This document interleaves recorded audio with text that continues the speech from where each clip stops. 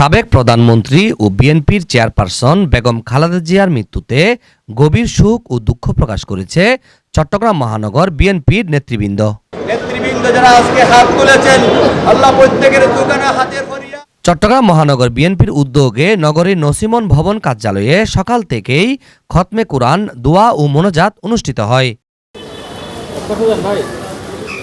উক্ত দোয়া ও মোনাজাতে অংশগ্রহণ করেন চট্টগ্রাম সিটি কর্পোরেশনের মেয়র ডাক্তার শাহাদাত হোসেন, চট্টগ্রাম মহানগর বিএনপির সদস্য সচিব নাজিমুর রহমান, বিএনপি নেতা আবুল হাশেম বক্কর, মোহাম্মদ খাজা, ইয়াসিন চৌধুরী লিটন সহ মহানগর বিএনপি ও অঙ্গ সংগঠনের থানা ও ওয়ার্ডের নেতৃবৃন্দ। আপসহীন নেত্রীর ভূমিকা পালন করেছিল, যার কারণে 1986 সালে যে লালদিঘির ময়দানে 2008 সালে উনি শেষ বক্তব্য রেখেছিলেন, এই লালদিঘির ময়দান থেকে 1986 সালে ওনাকে আপসহীন নেতৃত্বে উপাধিতে ভূষিত করা হয়েছিল এই চট্টগ্রাম থেকে। আমাকে যদি মরতে হয় আমি এই দেশে মরবো, আমার যদি কবর হয় এই দেশের মাটিতেই কবর হবে, আমি দেশের বাইরে যাব না। তিনি যাননি, কিন্তু পরক্ষণে অন্য একজন নেত্রী চলে গিয়েছেন এবং বেগম খালেদা জিয়ার আপসহীন ভূমিকার জন্য সেই নেত্রী আবার দেশে ফেরত আসতে বাধ্য হয়েছেন। শুধু বিএনপি নয়, সারা বাংলাদেশের আপামর সকল জনগণের, অন্যান্য রাজনৈতিক দলের উনি একজন নেত্রী।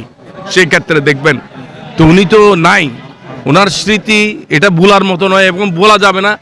হাজার বছর আমাদের হৃদয়ে, যারা বাংলাদেশের মানুষের হৃদয়ে প্রজন্মের পর প্রজন্ম যারা আসবে, তারা খালেদা জিয়ার স্মৃতিকে বহন করবে, ধারণ করবে। এটা হচ্ছে নেত্রীর কৃতিত্ব।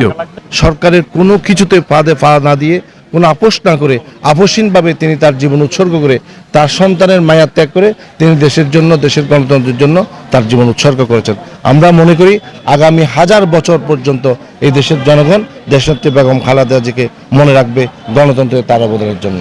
জুলুম নির্যাতন কখন ওনাকে আপসকামিতায় নিয়ে আসতে পারেনি। উনি ছিলেন সোচ্চার, দুর্বার, এদেশের গণতন্ত্র রক্ষায় উনি জীবনকে উৎসর্গ করেছেন।